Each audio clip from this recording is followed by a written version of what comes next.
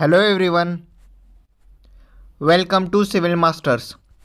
Today we will see the bridge foundation. आता आपल्याला bridge foundation काय असतं हे आपल्याला आपण पाहिलेलंच आहे. फाउंडेशन काय असतं हे सॉइल मेकॅनिक्समध्ये. तर यामध्ये आपण पाहूया की ब्रिज फाउंडेशन आपला मेन कन्सर्न काय यामध्ये वेल फाउंडेशन जे आपण ब्रिजमध्ये यूज करतो. That is our main concern. Okay, which is our lecture number 12. आणि लेक्चर सुरू होण्याच्या आधी सांगतो की जे आपले ब्रिज इंजिनिअरिंगचे जे सर्व MPSC मेन्ससाठी जो सिलेबस आहे ॲज वेल ॲज जे प्रिव्हियस इयर क्वेश्चन्स आहेत ते या एकाच लेक्चर सिरीजमध्ये आपण कवर करणार आहोत. आणि आपलं लेक्चर नंबर आहे 12 आणि आता आपले 5च लेक्चर्स उरलेले आहेत. तर तेही आपण लवकरात लवकर पॉसिबली तर या आठवड्यात किंवा पुढच्या आठवड्याच्या सुरुवातीला आपण पूर्ण कवर करणार आहेत. त्यामुळे आपला जो पूर्ण जी प्लेलिस्ट आहे ब्रिजची ती कंप्लीट होईल. सो दॅट तुम्ही कधीही कोणताही लेक्चर पाहू शकता. आणि लास्टली जर हे लेक्चर आवडलं तर लाईक, शेअर आणि सबस्क्राईब करा. आणि सबस्क्राईब करायला विसरू नका, कारण यार करा सबस्क्राईब. आपल्या काय म्हणत असाल ते मित्रासाठी, भावासाठी काहीतरी करा सबस्क्राईब. आणि लास्टली सांगतो की शेअर करा, मॅक्सिमम विद्यार्थ्यांपर्यंत शेअर करा. कारण माझं मेन ऑब्जेक्टिव्ह काय आहे, मेन ऑब्जेक्टिव्ह आहे की तळागाळामध्ये विद्यार्थ्यांपर्यंत पोहोचणं. आणि खेडोपाडी जे विद्यार्थी आहेत ज्यांच्याकडे अवेलेबिलिटी नाही आहे अशा विद्यार्थ्यांपर्यंत आपण जर थोडीफार एफर्ट करू शकत असो तर त्यामध्ये तुम्हीही मला थोडंफार योगदान द्या. आपण सगळे मिळून विद्यार्थ्यांची मदत करूया. ठीक आहे, तर ओके, आपण सुरू करूया lecture number 12 that is the bridge foundation. Now if we see bridge foundation आपण सॉइल मेकॅनिक्समध्ये पाहिलेलंच आहे. तेरजागी नावाच्या सायंटिस्टनं ब्रिज फाउंडेशनला डिफाईन केलेलं आहे, फाउंडेशन्सला डिफाईन केलेलं आहे. तर कसं दोन प्रकारे त्यानं कॅटेगराईज केलं. पहिलं आहे shallow foundation for which depth of foundation is less than or equal to width. आणि डीप फाउंडेशन काय, depth of foundation is greater than B. म्हणजे त्याने डिसाईड केले की डेप्थ ऑफ फाउंडेशन आणि विड्थचे जे रिलेशन आहे त्या रिलेशनवर त्याने दोन कॅटेगरी केल्या, शॅलो आणि डीप. ओके, तर हे त्यानं असं कॅटेगराईज केलं. आणि इम्पॉर्टंट आहे, कदाचित विचारला जाऊ शकतो पण हे माहीत असणं सर्वांना माहितीच असायला पाहिजे, इम्पॉर्टंट आहे. आता फाउंडेशनमध्ये ग्रिप लेंथ एक कॉन्सेप्ट असतो. आता ग्रिप लेंथ काय, ठीक आहे, ग्रिप लेंथ असतं. आता आपल्याला माहिती आहे की जेव्हा आपण फाउंडेशन म्हणजे करतो त्यावेळेस आपल्या फाउंडेशनला स्कोरिंग ॲक्शनचा धोका असतो. तर त्या स्कोरिंग ॲक्शनपासून जे आपल्याला प्रोटेक्ट करतं ते असते ग्रिप लेंथ. तर काय असते ग्रिप लेंथ, आपल्या फाउंडेशनला प्रोटेक्ट करणारं स्कोरिंग ॲक्शनपासून, तर ते असते ग्रिप लेंथ. आता या ग्रिप लेंथसाठी काही IS कोडच्या रिकमेंडेशन आहेत, तर त्या दिलेल्या आहेत. आता या रिकमेंडेशन यावर आपल्याला काही जास्त डोकं लावायची गरज नाही आहे, आपण जस्ट पाठ करून टाकायच्या. आपल्याला काही रिसर्च वगैरे करायचं नाही आहे. तर मिनिमम ग्रिप लेंथ काय असते बिलो मॅक्सिमम स्कोअर लेवल. तर आता रोड ब्रिजेस आणि रेल्वे ब्रिजेससाठी अशा वेगवेगळे आहेत. तर रोड ब्रिजेससाठी काय असते 1/3 मॅक्सिमम स्कोअर डेप्थ, म्हणजे काय असते 1/3 D असते, मॅक्सिमम स्कोअर डेप्थ म्हणजे D. आणि रेल्वेसाठी 1/2 मॅक्सिमम स्कोअर डेप्थ म्हणजे 1/2 D. किती सिम्पल आहे, 1/3 D आणि 1/2 D रोड आणि रेल्वेसाठी. ठीक आहे, आता रोड आणि रेल्वेसाठी तर आपण पाहिली. पण जेव्हा रॉकवर असतो फाउंडेशन आपला, जेव्हा फाउंडेशन आपला रॉकवर असतो तेव्हा आपण ग्रिप लेंथ प्रोव्हाइड करायचीच गरज नसते. ठीक आहे ना, अरे रॉकवर असल्यामुळे आपल्याला स्कोरिंगचा धोका थोडी असणार आहे, पॉईंट आहे ना. रॉकवर जर असेल तर स्कोरिंगचा धोका थोडी असणार आहे, मग त्यामुळे ग्रिप लेंथ का प्रोव्हाइड करायची, त्यामुळे आपण नाही प्रोव्हाइड करत. तर काय असते, रॉकवर काहीच नसते ग्रिप लेंथ, रोड ब्रिजेसवर 1/3 मॅक्सिमम स्कोअर डेप्थ असते आणि रेल्वेवर 1/2 मॅक्सिमम स्कोअर डेप्थ असते. हे झालं एवढं ग्रिप लेंथमध्ये. ओके, आता नेक्स्ट बघूया की काही काही मेथड्स आहेत. आपल्याला बिअरिंग कॅपॅसिटी सॉईलची जर इन्क्रीज करायची असेल तर काही काही मेथड्स आहेत, त्या मेथड्सना आपण इम्प्रूव्ह करू शकतो. आता हा पॉईंट मी का घेतला आता भरपूर विद्यार्थ्यांचा प्रश्न असेल, कारण यावर क्वेश्चन कधी विचारलेला नाही आहे आणि मला कदाचित वाटतंय की कदाचित येऊ शकतो क्वेश्चन. अनइम्पॉर्टंट पॉईंट निश्चितच आहे, पण MPSC कधी कधी काय करते, असेच कुठले तरी अनइम्पॉर्टंट पॉईंट उचलते आणि त्याला इम्पॉर्टंट बनवते. तर त्यामुळे हा मला वाटलं की कदाचित इम्पॉर्टंट होईल फ्युचरमध्ये, तर त्यामुळे मी हा पॉईंट घेतलेला आहे. तर कोणकोणत्या मेथड्स आहेत बिअरिंग कॅपॅसिटी इम्प्रूव्ह करण्याच्या? पहिली आहे by increasing depth of foundation. Depth of foundation increase केल्यावर. आता डेप्थ ऑफ फाउंडेशन काय असतं, मला कमेंट बॉक्समध्ये सांगा की depth of foundation, minimum depth of foundation रँकिंगनं दिलेली जी डेप्थ ऑफ फाउंडेशन असते ती काय असते, ते मला कमेंट बॉक्समध्ये लवकरात लवकर पटापट सांगा. डेप्थ ऑफ फाउंडेशनचा फॉर्म्युला सांगा जी रँकिंगनं दिलेली आहे, तर आपण ती इन्क्रीज करून बिअरिंग कॅपॅसिटी वाढवू शकतो. निश्चितच ज्याला फॉर्म्युला माहीत असेल त्याला निश्चितच माहीत असेल. मी तुम्हाला सांगतो का इन्क्रीज होते, कारण डेप्थ ऑफ फाउंडेशनमध्ये जर तुम्ही फॉर्म्युला जर पहिला रँकिंगनं दिलेला, तर डेप्थ ऑफ फाउंडेशन हे डायरेक्टली प्रोपोर्शनल असतं बिअरिंग कॅपॅसिटीच्या. तर निश्चितच जर डेप्थ ऑफ फाउंडेशन इन्क्रीज झाली तर निश्चितच बिअरिंग कॅपॅसिटी इन्क्रीज होईल. तर मला लवकरात लवकर खाली कमेंट बॉक्समध्ये त्याचा फॉर्म्युला सांगा. अजून कोणती मेथड आहे? By draining the soil. Soil जर ड्रेन केली तरीसुद्धा आपण इन्क्रीज करू शकतो. सॉईल कॉम्पॅक्शन करून सुद्धा आपण इन्क्रीज करू शकतो.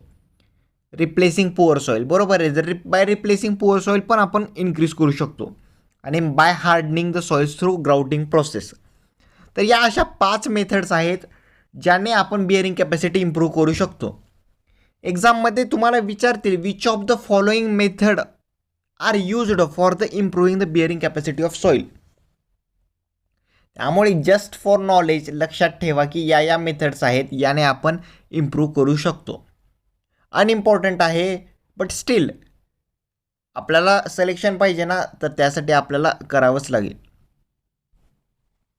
नेक्स्ट आहे आता टाईप्स ऑफ फाउंडेशन. आता जनरल टाईप ऑफ फाउंडेशन आपण सॉईलमध्ये पाहिलेलंच आहे, आपल्याला माहिती आहेत फाउंडेशन कोणकोणते आहेत. ओपन फाउंडेशन आहे, ओपन फाउंडेशनलाच आपण शॅलो म्हणतो किंवा स्प्रेड पण म्हणतो. नंतर आहे राफ्ट फाउंडेशन, राफ्टला मॅट म्हणतो, मॅट पण म्हणतो. इम्पॉर्टंट आहे, एकदा विचारलेला आहे, टनेलिंगमध्येच विचारला होता. D section is also non as, तर त्याला काय होतं आन्सर, सेगमेंटल रूफ सेक्शन असं विचारू शकतात. ते MPSCचा काही भरोसा नाही आहे, ते कधी काही विचारतात. त्यामुळे आपण लक्षात ठेवायचे की टर्मिनॉलॉजी लक्षात ठेवायच्या. राफ्टला मॅट पण म्हणतात, ओपनला शॅलो पण म्हणतात, स्प्रेड पण म्हणतात. डीप म्हणजे स्पाईल फाउंडेशन आणि नंतर आहे वेल फाउंडेशन, जो आपला मेन कन्सर्न आहे ब्रिजमध्ये. तर अशी 4 प्रकारचे फाउंडेशन्स असतात. आता आपला मेन कन्सर्न आहे वेल फाउंडेशन. आता तुम्ही म्हणत असाल तुम्ही ओपन, राफ्ट आणि पाईलवर का घेतलं नाही. हे बघा, ओपन, राफ्ट आणि पाईल फाउंडेशन आहे ते आपण सॉईल मेकॅनिक्समध्ये डिटेलमध्ये पाहणार आहेत. आणि मला काही वाटत नाही की गरज की रिपीट त्याच गोष्टी परत आपल्याकडे तेवढा वेळ पण नाही आहे, एक्झाम पण जवळ येत आहे. तर त्यामुळे जे ओपन, राफ्ट आणि पाईल जे आहे ते आपण सॉईलमध्ये पाहणार आहेत. आणि आपला मेन कन्सर्न आहे ब्रिजमध्ये वेल फाउंडेशन, कारण जे ब्रिज असतो ब्रिजमध्ये आपण वेल फाउंडेशनच कन्स्ट्रक्ट करतो. तर त्यामुळे आपण ब्रिजमध्ये वेल फाउंडेशन्स पाहूया. आता well foundation which is used for the major bridges. जे मेजर ब्रिजेस असतात त्यासाठी आपण वेल फाउंडेशनच यूज करतो.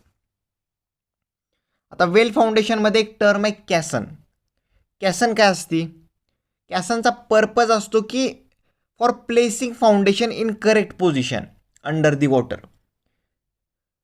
म्हणजे त्याचा मेन पर्पज असतो की जे फाउंडेशन आहे जे आपण वॉटरमध्ये कन्स्ट्रक्ट करतो ते व्यवस्थित पोझिशनमध्ये जर आपल्याला प्लेस करायचं असेल तर त्यासाठी आपण कॅसनचा यूज करतो.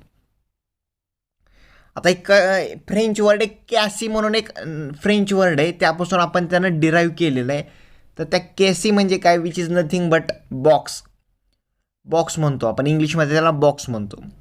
तर विचारू शकता which caissons is derived from which word, तर कॅसी वर्ड जो फ्रेंच वर्ड आहे. आणि ही जी केसन्स आहेत आपण हे सँडी सॉईलमध्ये, जी सँडी सॉईल असते त्यामध्ये जनरली प्रेफर करतो. लक्षात ठेवा, सँडी सॉईलमध्ये केसन्स हे प्रेफर करतो. नेक्स्ट आहे आता डिफरंट टाईप्स ऑफ कॅसन्स. आता हे टाईप्स ऑफ कॅसन्स का महत्त्वाचे आहेत? हे बघा, MPSC 2019ला जर तुम्ही पाहिलं तर बिल्डिंग मटेरियल अँड कन्स्ट्रक्शनमध्ये पेपर 1मध्ये क्वेश्चन विचारलेला आहे कॅसनवर. आता तुम्ही म्हणत असाल ब्रिजचा क्वेश्चन बिल्डिंग मटेरियलमध्ये कसं काय आला? हे बघा, आला असेल कसा आला that is not the important, question आला दॅट इज इम्पॉर्टंट. 3 प्रकारचे कॅसन्स असतात. एक असतं बॉक्स कॅसन, ओपन कॅसन, त्याला आपण वेल पण म्हणतो, आणि न्यूमॅटिक कॅसन. आता बॉक्स कॅसन कसं असतं? बॉक्स कॅसन काय असतं? वरी ओपन असतं आणि बॉटमला क्लोज असतं, तर त्याला आपण बॉक्स कॅसन म्हणतो. जे आहे ते आपण टिंबर, स्टील किंवा कॉन्क्रीटनं बनवतो. जनरली हे सगळे जे कॅसन्स आहेत ते आपण ह्याच बनवतो, टिंबर, स्टील आणि कॉन्क्रीटनं. ह्याची सुटेबिलिटी महत्त्वाची आहे. Suitable where bearing strata is available at shallow depth. Shallow डेप्थला जर बिअरिंग स्ट्राटा अवेलेबल असेल तर आपण बॉक्स कॅसन यूज करतो. पण कंडिशन काय? Loads are not very heavy. Loads हे जास्त हेवी नसले पाहिजेत आणि बिअरिंग स्ट्राटा अवेलेबल पाहिजे. ही आहे बॉक्स कॅसनची सुटेबिलिटी, इम्पॉर्टंट आहे. नेक्स्ट आहे ओपन कॅसन ऑर वेल्स. आता वेल्स आपल्याला माहिती आहेत, विहिरी माहिती आहेत. विहिरी काय असतात? वरी पण ओपन असतात, खाली पण ओपन असतात. Open at top as well as bottom, त्याला आपण ओपन कॅसन म्हणतो किंवा वेल्स म्हणतो. आणि most common type of foundation आहे इंडियामध्ये यूज केलेलं. कोणतं आहे? ओपन कॅसन. ह्याचा यूज काय? Used on the sandy or the soft bearing strata. आणि कशापासून बनवतात? तुम्हाला आधीच सांगितलं होतं, timber, metal, steel, concrete. Generally हे यापासूनच बनवतात सगळे. नंतर आहे न्यूमॅटिक कॅसन. न्यूमॅटिक कॅसन काय असतं? न्यूमॅटिक कॅसन काय असतं? बॉटमला ओपन असतं आणि वर बंद असतं, टॉपला क्लोज असतं. हा डिफरन्स आहे. कन्फ्युजन होऊ शकतं निश्चितच. ओपन कॅसनमध्ये कन्फ्युजन होणार नाही. ओपन कॅसन म्हणजे वेलच असतं, वेल आपल्या सर्वांनाच माहिती आहे. तुम्ही बॉक्स आणि न्यूमॅटिक कॅसनमध्ये कन्फ्युजन करू शकतात. आणि काही काही विद्यार्थी असतात जे त्यांना सवयच असते मुद्दामून इकडून तिकडं जायची. तर लक्षात ठेवा की जे बॉक्स कॅसन आहे ते वर ओपन असतं, खाली क्लोज असतं. जे न्यूमॅटिक असतं ते खाली ओपन असतं आणि वर क्लोज असतं. ह्याचं useful where not possible to adopt well. आता अशा ठिकाणी आपल्याला वेल कन्स्ट्रक्ट करता येत नाही, तिथं आपण न्यूमॅटिक कॅसन यूज करतो. आणि जिथं स्पॅन ग्रेटर दॅन 12 मीटर असतो तिथं आपण यूज करतो. इथे स्पॅन नाही आहे, इथे डेप्थ आहे. ते माझ्याकडून चुकून झालेलं आहे. स्पॅन नाही आहे, डेप्थ जिथे ग्रेटर दॅन 12 मीटर असते तिथं आपण न्यूमॅटिक कॅसन यूज करतो. आता न्यूमॅटिक कॅसन कुठे प्रेफर करता? हा इम्पॉर्टंट पॉईंट आहे. MPSC 2012ला आय थिंक 12 का 13ला विचारलेला क्वेश्चन आहे. सॉईल मेकॅनिक्समध्ये विचारला होता. बघा तुम्ही, आता ब्रिजचे क्वेश्चन बिल्डिंग मटेरियलमध्ये पण विचारतायत, सॉईल मेकॅनिक्समध्ये पण विचारतात. काय होते हे बघा. असं तर होणारच, कारण सिलेबस तर तोच असतो. तर न्यूमॅटिक कॅसन कुठे प्रेफर करतो? जेव्हा जी आपली सॉईलची जी फ्लो असते ती जास्त असते, जी सॉईल आपण रिमूव्ह करतो त्यापेक्षा. लक्षात घ्या, soil flow is faster than the it can be removed. म्हणजे सॉईल फ्लो ही जास्त असतं त्या रिमूव्ह करण्यापेक्षा. अशा ठिकाणी जी कंडिशन असेल त्या ठिकाणी आपण न्यूमॅटिक कॅसन यूज करतो. म्हणजे soil flow is faster than the it can be removed. आणि कशापासून बनवतात? Timber, steel, concrete. Important point आहे, इम्पॉर्टंट कॉन्सेप्ट आहे. कॅसन्स एक्झाममध्ये विचारला जाऊ शकतो आणि 19ला विचारलेला सुद्धा आहे, त्यामुळे लक्षात ठेवा. आता नेक्स्ट आहे कॉफर डॅम. कॉफर डॅम काय असतं? कॉफर डॅमवर इम्पॉर्टंट खूप महत्त्वाचा क्वेश्चन आहे. सॉईल मेकॅनिक्समध्ये येतो क्वेश्चन. ब्रिजचा जरी पार्ट असला तरी सॉईल मेकॅनिक्समध्ये आहे MPSCसाठी. तर खूप महत्त्वाचा आहे. दरवर्षी एक तरी क्वेश्चन असतोच. फक्त त्यांनी 2019ला विचारलेला नाही आहे क्वेश्चन, बाकी ईच वर्षी प्रत्येक वर्षी विचारलेला आहे कॉफर डॅमवर क्वेश्चन. महत्त्वाचं आहे खूप. कॉफर डॅम काय असतं? आता कॉफर डॅम असतं एक टेम्पररी स्ट्रक्चर असतं. आपण कशासाठी कन्स्ट्रक्ट करतो? To remove the water. त्या एरियामधलं आहे ना ते वॉटर रिमूव्ह करण्यासाठी. आणि त्याचं आपल्याला कन्स्ट्रक्शन वर्क करायचं असतं, त्यामुळे आपण ते टेम्पररी स्ट्रक्चर कन्स्ट्रक्ट करतो. मग काय coffer dam? Coffer dam which is nothing but the एक टेम्पररी स्ट्रक्चर आहे. पर्पज ज्याचा आहे टू रिमूव्ह दी वॉटर. कशासाठी? आपल्याला तिथं कन्स्ट्रक्शन वर्क करायचं असतं म्हणून कन्स्ट्रक्ट करतो, त्याला कॉफर डॅम म्हणतात. डेफिनेशन इम्पॉर्टंट आहे. डेफिनेशन 2013ला विचारलेली होती, तर त्यामुळे इम्पॉर्टंट आहे. सॉईल मेकॅनिक्समध्ये विचारलेला क्वेश्चन आहे, लक्षात घ्या. तर आता त्याचे वेगवेगळे टाईप्स आहेत. टाईप्सवर तर सारखं क्वेश्चन विचारतात. टाईप्सवर 2018ला विचारलेला क्वेश्चन आहे. तर आता कोणकोणते टाईप्स आहेत त्याचे? पहिला टाईप आहे अर्थ फिल कॉफर डॅम और इम्बँकमेंट टाईप कॉफर डॅम. तर त्याचं मेन फंक्शन हा तर एकदम सिम्पल फॉर्म आहे. पहिला कॉफर डॅम आहे जो इम्बँकमेंट टाईपचा सिम्पल आहे. आपल्याला माहिती आहे इम्बँकमेंट टाईप म्हणलं की it is constructed across the flowing river. आता याचं जे युसेज आहे तो लिमिटेड आहे. कुठे? जेव्हा इम्परवियस अर्थ इज अवेलेबल. जिथे इम्परवियस अर्थ अवेलेबल असते तिथं ह्यावर काही लिमिटेशन्स आहेत युसेजचे.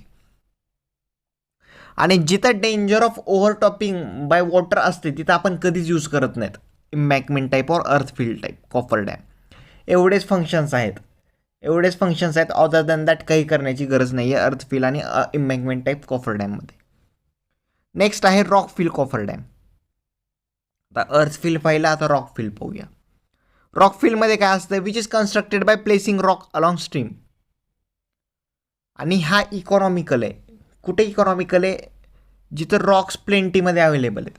आणि बरोबर आहे ना रे, जिथं आपल्याच्या त्या व्हिसिनिटीमध्ये त्या एरियामध्येच जर रॉक भरपूर अवेलेबल असतील तर ट्रान्सपोर्टेशन कॉस्ट वाढेल ना.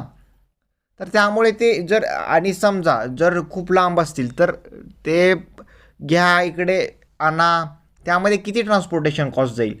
त्यामुळे जिथं रॉक्स प्लेंटी अवेलेबल आहेत तिथं ते इकॉनॉमिकलच असणार, कारण ट्रान्सपोर्टेशन कॉस्ट ही कमी होईल. असर्शन आणि रिझनिंगमध्ये येऊ शकतं, तर लक्षात ठेवा.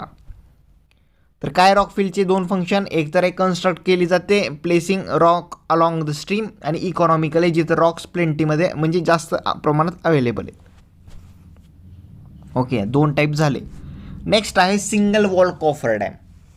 आता सिंगल वॉल कॉफर डॅम कुठे यूज करतो? It is suitable where working space, जिथं वर्किंग स्पेस ही लिमिटेड असते आणि एरिया असतो स्मॉल.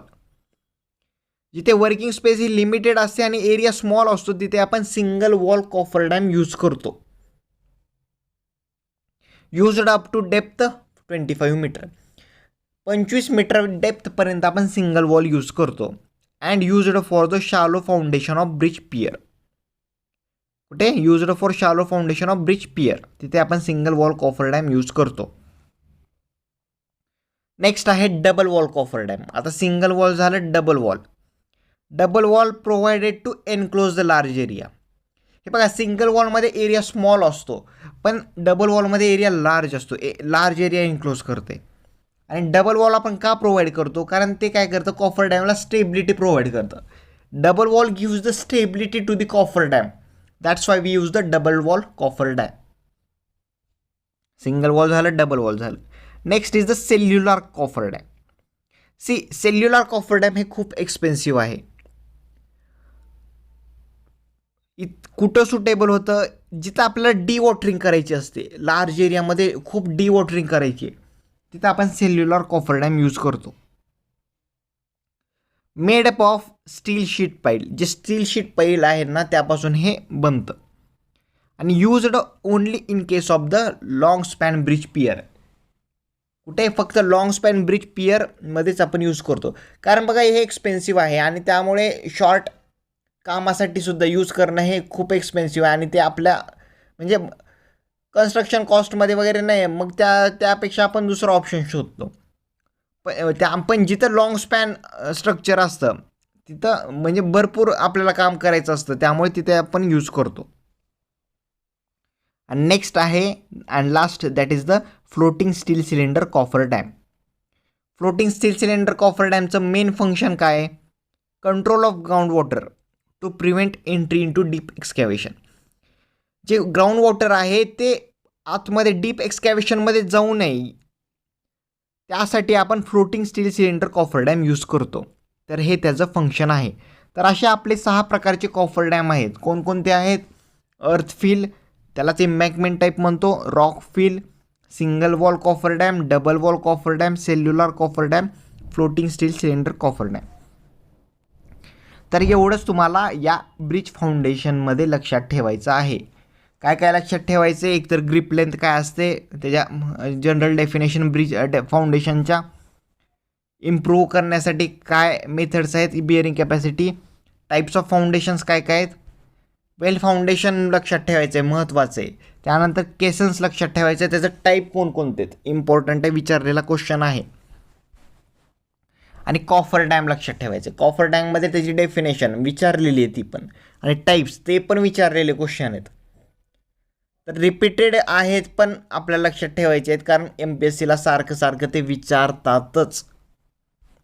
तर एवढ्याच गोष्टी आपल्याला ब्रिज फाउंडेशन्समध्ये लक्षात ठेवायच्या आहेत. अदर दॅन दॅट मी सांगतो तुम्हाला, अदर दॅन दॅट तुम्ही काही करू नका. आणि अदर दॅन दॅट म्हणजे आता ब्रिज फाउंडेशन ठीक आहे, वेल फाउंडेशन, पण आपल्याला ओपन डीप आणि मॅट ते पण करायचंच आहे. काय मी ते का घेतलं नाही आहे, कारण आपण ते सॉईल मेकॅनिक्समध्ये करणारच आहोत, त्यामुळे मी इथं ब्रिजमध्ये घेतलेलं नाही आहे. पण ब्रिजच्या कन्सर्नमध्ये पाहिलं तर आपल्याला फक्त वेल फाउंडेशनच लक्षात ठेवायचं आहे. ठीक आहे, ओके. जर माझा आजचं जर सेशन तुम्हाला जर आवडला असेल तर प्लीज लाईक करा, शेअर करा आणि सबस्क्राईब करा. सबस्क्राईब करायला विसरू नका. सबस्क्राईब जे लाल बटन आहे ते लाल बटन दाबा आणि शेअर करा. मॅक्सिमम विद्यार्थ्यांपर्यंत पोहोचवा. आपला ऑब्जेक्टिव्ह तुम्हाला माहीतच आहे. आणि तुम्ही पण माझ्यासोबत काहीतरी मदत करा आणि आपण सगळ्यांचं आयुष्य असं भरून टाकूया. ठीक आहे, तर आता आपण नेक्स्ट पाहूया की आपलं लेक्चर नंबर कोणतं येईल, 13. लेक्चर नंबर 13मध्ये आपण पाहूया की ब्रिज सबस्ट्रक्चर पाहूया आणि अप्रोचेस पाहूया, विंग वॉल्स पाहूया. इंटरेस्टिंग आहे. आणि त्यानंतर आहे methods of river training work, आणि त्यानंतर डिझाईन ऑफ ब्रिजेस, आणि लास्टला प्रिव्हियस इयर क्वेश्चन. झालं, संपतच आलं आपलं ब्रिज. तर आपण मॅक्सिमम तरी मी तर ट्राय करेल की याच आठवड्यात कंप्लीट करण्याचा. ठीक आहे, तर okay, we will see in the next lecture.